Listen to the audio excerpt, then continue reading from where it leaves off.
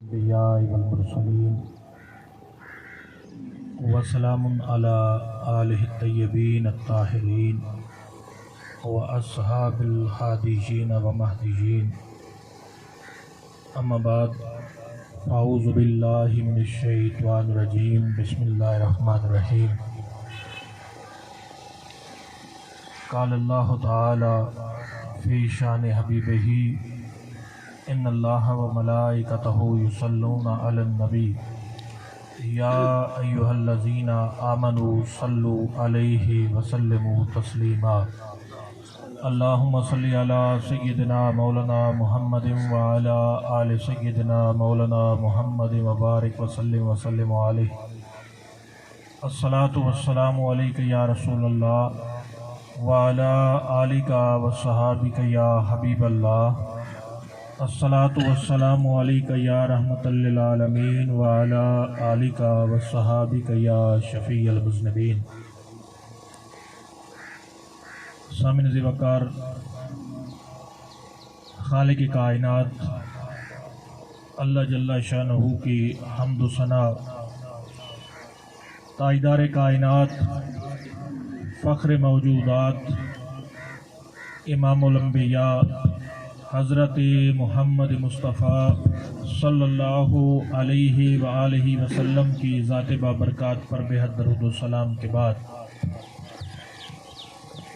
جیسا کہ آپ احباب کے علم میں ہے کہ آج کی یہ نشست اصحال ثواب سے متعلق ہے، دعا گو ہوں اللہ رب العزت مرحومہ کے درجات اپنی بارگاہ میں مزید بلند فرمائے، بتقاضۂ بشریت جو خطائیں غلطیاں سرزد ہوئیں ان سے درگزر فرمائے، بروز قیامت نبی پاک علیہ السلام کی شفاعت نصیب فرمائے، مخدومہ کونین سیدہ نساء العالمین خاتون قیامت سیدہ فاطمہ الزہراء سلام اللہ علیہا کا قرب اور معیت نصیب فرمائے۔ انتہائی اختصار کے ساتھ چند معروضات آپ کے گوش گزار کروں گا، دعا کروں گا خالق لم یزل مجھے حق بیان کرنے کی، اس کے بعد آپ کو اور مجھے اس پر عمل کی توفیق عطا فرمائے۔ قرآن مجید فرقان حمید میں سورہ آل عمران میں اللہ رب العزت نے ایک واقعہ کا ذکر فرمایا ہے۔ اس واقعہ کا پس منظر کچھ یوں ہے، واقعہ سن 10 ہجری کا ہے اور محرم کا مہینہ ہے۔ میرے آقا کریم علیہ السلام کی بارگاہ اقدس میں عرب کا ایک علاقہ ہے جو نجران کہلاتا ہے، وہاں سے عیسائی علماء کا وفد محبوب علیہ السلام کی بارگاہ اقدس میں مناظرے کی غرض سے حاضر ہوا۔ اس وفد کے ارکان کی تعداد بعض مفسرین نے لکھا 60 افراد پر مشتمل تھا، بعض نے لکھا ہے کہ ان کی تعداد 80 افراد پر مشتمل تھی۔ یہ آنے والے سارے کے سارے عیسائی علماء تھے اور آئے نبی پاک علیہ السلام سے مناظرہ کرنے کے لیے تھے۔ ان کا دعویٰ یہ تھا حضرت سیدنا عیسیٰ علیہ السلام معاذ اللہ وہ خدا ہیں یا خدا کے بیٹے ہیں۔ عیسائی علماء 3 دن تک مسلسل سیدنا عیسیٰ علیہ السلام کی الوہیت پر اور ابنیت پر دلائل دیتے رہے، تاجدار کائنات صلی اللہ علیہ وآلہ وسلم ان کے استدلال کا رد فرماتے رہے۔ یہ سلسلہ 3 دن تک شروع رہا۔ جب 3 دن گزر گئے اور بات کسی نتیجے تک نہ پہنچی، عیسائی اپنے موقف پہ ڈٹ گئے، مسلسل مناظرہ جاری رہا، لیکن وہ کوئی بات ماننے کو تیار نہ تھے۔ اب اس مقام پر قرآن مجید فرقان حمید نے ہمیں ایک کنسیپٹ دیا ہے، शरीयत ने एक तसव्वुर दिया है, जब बहमी गुफ्त व शुनीद के जरिए और आपस में मुनाजरे के जरिए कोई मामला हल न हो सके तो मुनाजरे के बाद अगला स्टेप होता है मुबाहला का। मुबाहला क्या है? दो मुतसादिम फरीक जिनका आपस में किसी बात पर इख्तिलाफ हो जाए, वो दोनों एक मैदान में जमा हो जाते हैं और मैदान में जमा होके अपना मामला बारगाह खुदाबंदी के सपुर्द कर देते हैं और अल्लाह की बारगाह में इल्तिजा करते हैं कि मौला हम में से जो सच्चा है उस पर रहमत नाजिल फरमा, जो झूठा है उसे तबाह बर्बाद फरमा दे, उस पर लानत नाजिल फरमा। अब ये बात तय पा गई।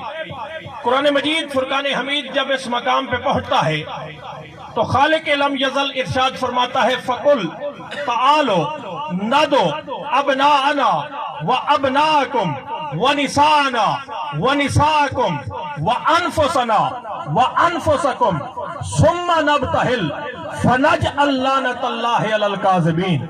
क्या महबूब इनसे फरमा दीजिए, आओ तुम अपने बेटे लेके आओ, हम अपने बेटे लेके आते हैं, तुम अपनी औरतें लेके आओ, हम अपनी औरतें लेके आते हैं, तुम अपनी जाने लेके आओ, हम अपनी जाने लेके आते हैं। सुम्मा नबतहिल, फिर मुबाहला करेंगे, फनजअल लानतल्लाहि अलल काज़िबीन, जो झूठा होगा उस पर अल्लाह की लानत नाजिल होगी। अब ये बात तय पा गई। वक्त मुबाहला, मैदान मुबाहला, मुबाहला की तारीख तय पा गई। फला दिन फला मकाम पे आप भी आ जाएं, हम भी आ जाते हैं और वहां अपना मामला बारगाह खुदाबंदी के सपुर्द कर देंगे। अब हमारे दरमियान फैसला अल्लाह रब्बुल इज्जत की जात फरमाएगी। अब जरा तवज्जो फरमाएं, कुरान मजीद फुरकान हमीद में इस आयत करीमा में अल्लाह ने 3 तबकात का जिक्र किया है। आयत में 3 लफ्ज आए हैं, आपकी तवज्जो मेरी जानिब रहे। पहला लफ्ज क्या है? अल्लाह फरमा रहा है, अब ना आना, ए मुस्तफा इनसे फरमा दीजिए कि तुम अपने बेटे लेके आओ, हम अपने बेटे लेके आते हैं। अब ना आना व अब ना तुम, ए मुस्तफा इनसे फरमा दीजिए तुम अपने बेटे लेके आओ, हम अपने बेटे लेके आते हैं। अब मुबाहला के बारे में जो तफासीर में रिवायात आई है वो 2 तरह की है। बाज ने लिखा ये 9 हिजरी का वाकया है, ज़िलक़द का महीना था। बाज ने कहा ये 10 हिजरी मुहर्रम का महीना है। अब ये 9 हो या 10 हिजरी हो, एक बात तय शुदा है कि अल्लाह ने मुस्तफा को 3 बेटे अता फरमाए। मेरे आका करीम अलैहिस्सलाम के अपने बेटे 3 थे, लेकिन अल्लाह की हिकमत का फैसला यह था, क्योंकि तहफ़्फ़ुज़ खत्म नबुव्वत इसी में मुनहसिर था। अल्लाह ने मुस्तफा के तीनों साहबजादों को बचपन में विसाल दे दिया और जब आयत मुबाहला नाजिल हो रही है, मुस्तफा का कोई भी बेटा मौजूद नहीं है। मेरे आका के तीनों बेटे विसाल फरमा चुके, मगर रब आयत के लफ्ज नाजिल फरमा रहा है, अब ना आना व अब ना तुम। मुस्तफा इनसे फरमा दीजिए तुम भी अपने बेटे लेके आओ, मैं भी अपने बेटे लेके आता हूं। हालांकि रब ये बात जानता है कि मुस्तफा का कोई भी बेटा जमीन पे मौजूद नहीं, इसके बावजूद आयत के लफ्ज नाजिल फरमा रहा है, तुम अपने बेटे लेके आओ, हम भी अपने बेटे लेके आते हैं। रब ने कहा बेटे लेके आओ, मुस्तफा हसन और हुसैन की उंगली थाम के मैदान मुबाहला की तरफ जा रहे हैं। मेरे आका हसनैन करीमैन को लेके जा रहे थे और कायनात को ये दिखाना चाहते थे कि लोगों, रब ने कहा अपने बेटे लेके आओ, मैं अपने बेटों की जगह हसनैन करीमैन को लेके जा रहा हूं। मेरे आका करीम अलैहिस्सलाम का सही और सनद फरमान علامہ ذہبی نے سیر و اعلام النبلاء میں اس حدیث پاک کو نقل کیا اور لکھا کہ یہ حدیث سندن متنن صحیح ہے، اس کی سند بھی صحیح ہے، متن بھی صحیح ہے۔ میرے آقا کریم علیہ السلام نے مولا کائنات سیدنا علی المرتضیٰ کرم اللہ وجہ الکریم سے مخاطب ہو کے فرمایا تھا، اے علی، اللہ نے یہ دو بیٹے مجھے عطا کرنے تھے، یہ دو بیٹے رب نے مجھے عطا کرنے تھے، میرے دو بیٹے اللہ نے تجھے عطا کر دیا۔ فرمایا حسن و حسین میرے بیٹے تھے، رب نے مجھے عطا کرنے تھے، میرے بیٹے اللہ نے تجھے عطا کیے ہیں۔ اس لیے تمام سیرت نگاروں نے لکھا کہ یہ دونوں شہزادے جہاں سیرت میں مصطفیٰ کا مظہر کامل تھے، وہیں صورت میں بھی مصطفیٰ کی شبیہ کامل تھے کہ سر سے لے کے سینے تک حضرت امام حسن نبی پاک علیہ السلام کی شبیہ تھی، سینے سے لے کے پاؤں تک حضرت امام حسین نبی پاک علیہ السلام کی شبیہ تھی۔ یہ دونوں شہزادے الگ الگ کھڑے ہوتے نظر آتا تھا، یہ حسن کھڑے ہیں، یہ حسین کھڑے ہیں، دونوں مل کے آ رہے ہوتے، یوں لگتا تھا جیسے خود مصطفیٰ آ رہے ہیں، جیسے خود مصطفیٰ آ رہے ہیں۔ اہل مدینہ بیان کرتے ہیں، ہمیں جب مصطفیٰ کی یاد ستاتی تھی، ہم ان دونوں شہزادوں کو اکٹھا دیکھ لیتے تھے، ہمیں مصطفیٰ کا دیدار نصیب ہوتا۔ سیرت و صورت میں یہ دونوں شہزادے مصطفیٰ کا مظہر کامل تھے۔ رب نے فرمایا ابنانا و ابناکم، اے مصطفیٰ ان سے فرما دیجئے تم اپنے بیٹے لے کے آؤ، ہم اپنے بیٹے لے کے آتے ہیں۔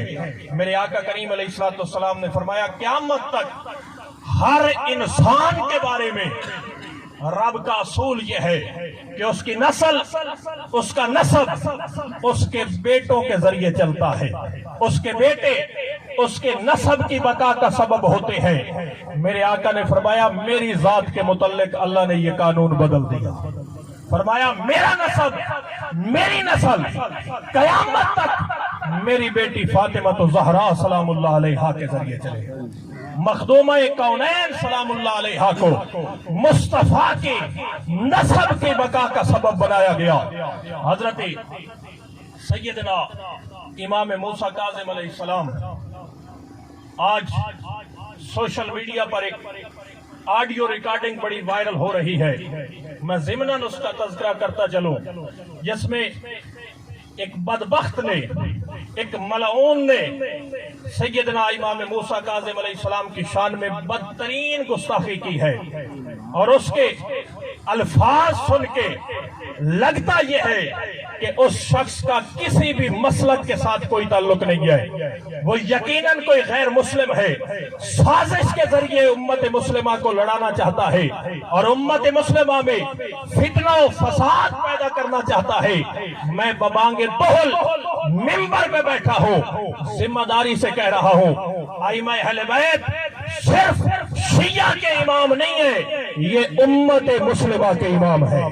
وہ شخص مسلمان نہیں ہو سکتا جن کا ان ہستیوں کے ساتھ تعلق نہیں ہے۔ حضرت امام موسیٰ کاظم علیہ السلام سے ہارون رشید نے پوچھا تھا، یہ آپ اپنے آپ کو فرزند رسول کیوں کہلواتے ہیں، حالانکہ آپ کا شجرہ نسب تو اگر علی المرتضیٰ سے اوپر جائے تو حضرت ابو طالب سے عبد المطلب تک پہنچتا ہے، اس نسب میں تو کہیں بھی مصطفیٰ صلی اللہ علیہ وسلم کا نام نہیں آتا، آپ کیوں اپنے آپ کو فرزند رسول کہلواتے ہیں، ابن رسول اللہ کیوں کہلواتے ہیں؟ فرمایا یہ ہم نہیں کہتے، یہ لقب ہمیں قرآن نے عطا کیا ہے، یہ نسبت ہمیں قرآن نے عطا کی۔ رب نے جب کہا تھا ابنانا و ابناکم، مصطفیٰ تم اپنے بیٹے لے کے آؤ، ہم اپنے بیٹے لے کے آئے، تو مصطفیٰ اپنے بیٹوں کی جگہ حسن و حسین کو لے کے جا رہے ہیں۔ علامہ ابن کثیر نے البدایہ والنہایہ میں لکھا ہے، تاریخ ابن کثیر جو عرف عام میں کہی جاتی ہے، خلیفہ ہارون رشید روضہ رسول صلی اللہ علیہ وسلم پہ کھڑا تھا، میرے آقا کریم علیہ السلام کے گنبد خضرا کے سامنے سلام پڑھ رہا تھا. السلام علیکہ یا رسول اللہ، السلام علیکہ یا حبیب اللہ. سلام پڑھتے پڑھتے ہارون رشید کے ذہن میں خیال آیا کہ میرا چونکہ محبوب علیہ السلام کے ساتھ نسبی تعلق ہے، میں نبی پاک علیہ السلام کے چچا حضرت عباس بن عبد المطلب رضی اللہ تعالیٰ عنہما کی اولاد میں سے ہوں. اس نسبی فخر کے باعث ہارون رشید کہنے لگا السلام علیکہ یا ابن ام، اے میرے چچا کے بیٹے آپ پر سلام ہو.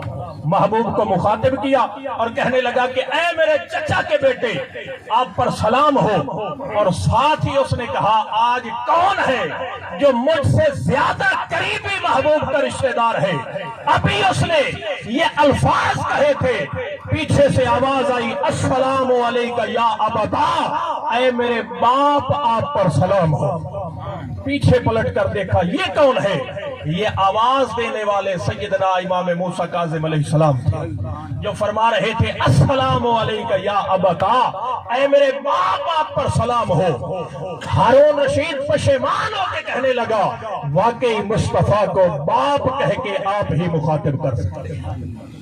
قرآن نے کہا ابناءنا و ابناءکم، اے محبوب ان سے فرما دیجئے تم اپنے بیٹے لے کے آؤ، ہم اپنے بیٹے لے کے آتے ہیں. اگلا لفظ کیا ہے؟ وَنِسَاءَنَا وَنِسَاءَكُمْ، اے محبوب ان سے فرما دیجئے تم اپنی عورتیں لے کے آؤ، ہم اپنی عورتیں لے کے آتے ہیں. قرآن نے کہا اپنے بیٹے لے کے آؤ. میرے آقا حسنین کو لے کے جا رہے تھے. قرآن نے کہا اپنی عورتیں لے کے آؤ. مصطفیٰ ساری کائنات کی عورتوں کی نمائندگی کے لیے مخدومہ کونین، سیدہ نساء العالمین، خاتون قیامت، راحت قلب مصطفیٰ، زینت بیت مرتضیٰ، سیدہ فاطمہ الزہرا سلام اللہ علیہا کو لے کے جا رہے تھے. میرے آقا سیدہ کائنات کو لے کے جا رہے تھے. کون فاطمہ؟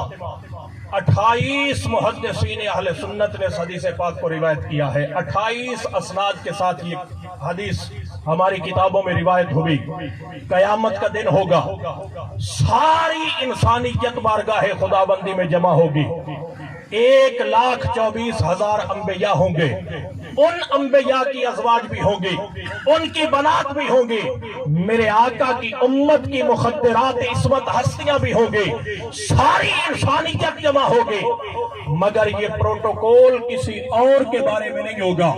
جو ہی سیدہ کائنات کی سواری میدان قیامت سے گزرے گی، آسمان سے ندا آئے گی یا اہل الجمع غضوا ابصارکم وَنَكِّسُوا رُؤُوسَكُمْ لِتَمُرُّوا فاطمہ بنت محمد صلی اللہ علیہ وسلم. اے اہل معاشر اپنی نگاہیں جھکا لو، اپنے سر جھکا لو. تمہارے درمیان کوئی عام ہستی نہیں، سیدہ کائنات کی سواری گزرنے والی، مخدومہ کائنات کی سواری گزرے گی. رب فرمائے گا اپنی نگاہیں جھکا لو. الاصول الباسمہ فی خصائص الفاطمہ، امام جلال الدین سیوطی رحمۃ اللہ علیہ نے ایک پورا رسالہ لکھا ہے سیدہ کائنات سلام اللہ علیہا کے خصائص پر. انہوں نے لکھا 70,000 حوروں کے جھرمٹ میں مخدومہ کونین کی سواری کو میدان قیامت سے گزارا جائے گا. 70,000 حوروں کا جھرمٹ ہوگا اور ایک نورانی چادر کے ذریعے مخدومہ کائنات کے وجود کو ڈھانپا جائے گا اور اس انداز میں شہزادی کونین کی سواری میدان قیامت سے گزر رہی ہوگی. حضرت سیدنا عمر فاروق رضی اللہ تعالیٰ عنہ بیان فرماتے ہیں کہ ہم جب بھی بارگاہ مصطفیٰ میں حاضر ہوتے اور اس حدیث کا پورے ذخیرہ حدیث میں سوائے حضرت عمر کے کوئی اور راوی نہیں ہے. یہ حدیث سیدنا فاروق اعظم رضی اللہ تعالیٰ عنہ نے روایت کی. فرماتے ہیں کہ ہم جب بھی بارگاہ مصطفیٰ میں حاضر ہوتے، کوئی بھی صحابی محبوب کی بارگاہ میں آتا اور اسے بارگاہ مصطفیٰ میں شرف ہم کلامی نصیب ہوتا، میرے آقا سے شرف مخاطبت حاصل ہوتا. ہر صحابی اپنے گفتگو کا آغاز ایک جملے سے کرتا تھا. وہ جملہ کیا تھا؟ ہر صحابی کہتا تھا فدا کا ابی و امی یا رسول اللہ صلی اللہ علیہ وسلم. वसल्लम, या रसूलल्लाह मेरे माँ बाप आप पर कुर्बान, मेरे माँ बाप आप पर कुर्बान हो। मतलब इसका क्या है? ये अरबी जुबान का मुहावरा है। मतलब इसका यह है कि या रसूलल्लाह सल्लल्लाहु अलैहि वसल्लम, कभी ऐसा वक्त आ जाए, एक तरफ आपकी जात हो, एक तरफ मेरे वालिदैन खड़े हो, इन दोनों में से मुझे किसी एक का इंतखाब करना पड़े, या रसूलल्लाह मैं वालिदैन को छोड़ सकता हूँ, आपकी जात को नहीं छोड़ सकता। हजरत उमर फरमाते हैं, हर सहाबी बारगाह मुस्तफा में जाके कहता, फिदा का अबी व उम्मी या रसूलल्लाह, या रसूलल्लाह मेरे माँ बाप आप पर कुर्बान हो। और फरमाते हैं, फातिमा तो ज़हरा सलामुल्लाह अलैहा वो हस्ती है, बारगाह मुस्तफा में आती, मेरे आका खड़े हो जाते, खड़े होके शहजादी कौनैन का इस्तकबाल फरमाते और मुस्तफा फरमाते थे, फिदा के अबी व उम्मी या फातिमा, फातिमा मेरे माँ बाप तुझ पर कुर्बान हो, मेरे माँ बाप तुझ पर कुर्बान हो। मेरे आका सैयदा कायनात से फरमाते थे। और यहाँ पर एक बड़ा दिलचस्प नुक्ता, ये हदीस पाक सुनन नसाई में आई है, मेरे सामने किताब पड़ी होती मैं आपको खोल के दिखाता। यहाँ पर ये लफ्ज आए हैं ना कि मेरे आका सैयदा कायनात के इस्तकबाल के लिए खड़े हो जाते। अब जरा तवज्जो फरमाए, बात थोड़ी मुश्किल है, मैं कोशिश करूंगा समझाने की। अरबी जुबान में खड़े होने को कहते हैं कामा। कामा का मान होता है खड़ा हुआ वो एक शख्स। अच्छा, आने वाला अगर मर्द हो और खड़ा होने वाला भी मर्द हो तो लफ्ज आता है कामा लहू। जैसे अभी हाजी साहब आए, हाजी मंजूर खान साहब, आप इनके इस्तकबाल के लिए खड़े हुए, इसको हम अगर अरबी जुबान में इस्तेमाल करें तो लफ्ज आएगा कामा लहू। अच्छा, आने वाली खातून हो और खड़ा होने वाला मर्द हो तो लफ्ज आना चाहिए कामा लहा, कि वो शख्स खड़ा हुआ उस एक खातून के इस्तकबाल के लिए। लेकिन दिलचस्प बात यह है, जहां भी ये कुतुब हदीस में ये हदीस आई है वहां पर लफ्ज कामा लहा नहीं है। होना तो चाहिए था कि काम अलहा, महबूब अलैहिस्सलाम खड़े हो जाते सैयदा कायनात के इस्तकबाल के लिए। वहां पर लफ्ज क्या आया है? लफ्ज आया है कामा इलैहा, कि मुस्तफा सिर्फ खड़े नहीं होते थे बल्कि अपनी जगह छोड़ के आगे चल के शहजादी कौनैन का इस्तकबाल फरमाते थे। महबूब अपनी जगह से चल पड़ते थे, आगे बढ़ के शहजादी कौनैन का इस्तकबाल फरमाते थे। ये मकाम है सैयदा कायनात का बारगाह मुस्तफा में। उस हस्ती को लेके यहाँ पर एक सवाल उभरता है, हो सकता है मेरे जाने के बाद किसी जहन में ये सवाल आए कि अगर महबूब अलैहिस्सलाम की 4 साहबजादियां थी तो फिर एक को लेके मैदान मुबाहला में क्यों जा रहे थे?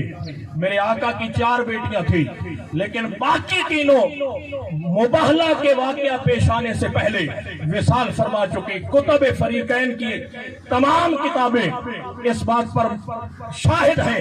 मेरे आका की साहबजादी हजरत रुकैया सलामुल्लाह अलैहा, उनका इंतकाल 2 हिजरी रमजान अल मुबारक में 17 रमजान गज़वा बद्र के दिन हुआ।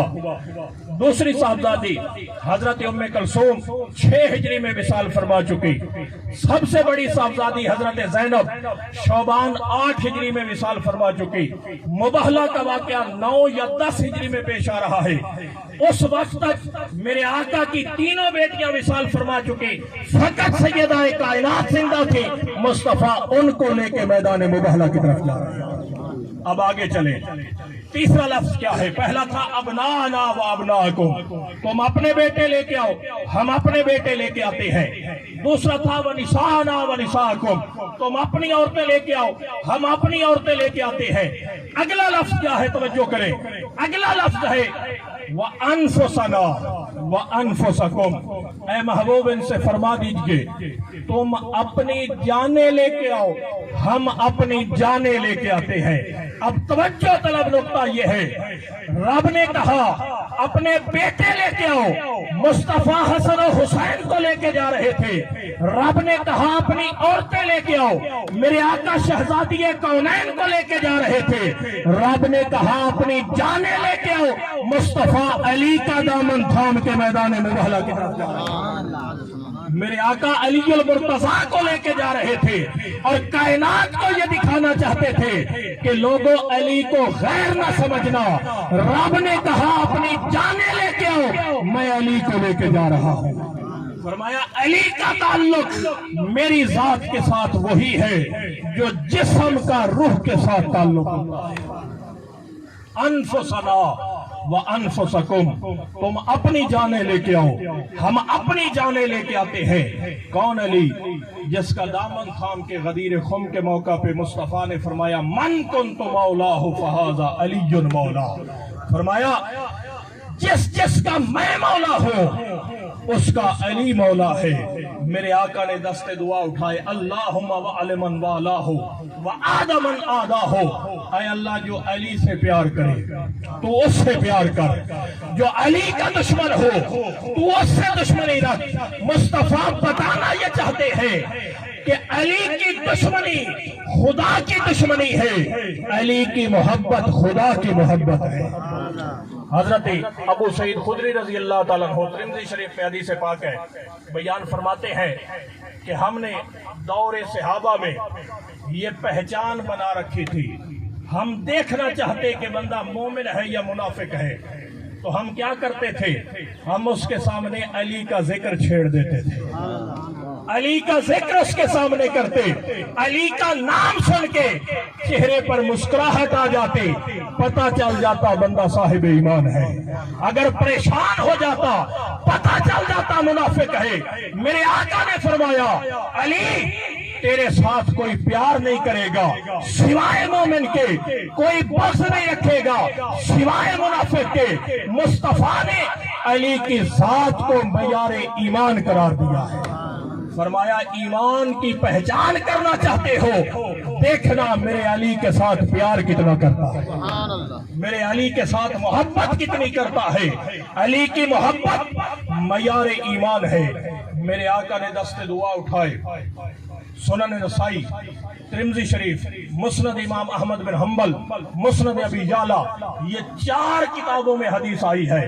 میرے آقا نے ہاتھ اٹھائے اور فرمایا اے اللہ حق کو ادھر پھیر دے جدھر میرا علی جائے، جدھر میرا علی جائے۔ سمجھے نہیں آپ حدیث کو؟ مصطفیٰ کے الفاظ پہ غور کریں، میرے آقا کہنا کیا چاہتے ہیں؟ مصطفیٰ نے یہ نہیں کہا کہ جدھر حق جائے علی ادھر جائے، فرمایا نہیں، جدھر علی جائے حق علی کے پیچھے جائے، فرمایا حق علی کے پیچھے جائے۔ علی کو حق کا محتاج قرار نہیں دیا، حق کو علی کا محتاج قرار دیا۔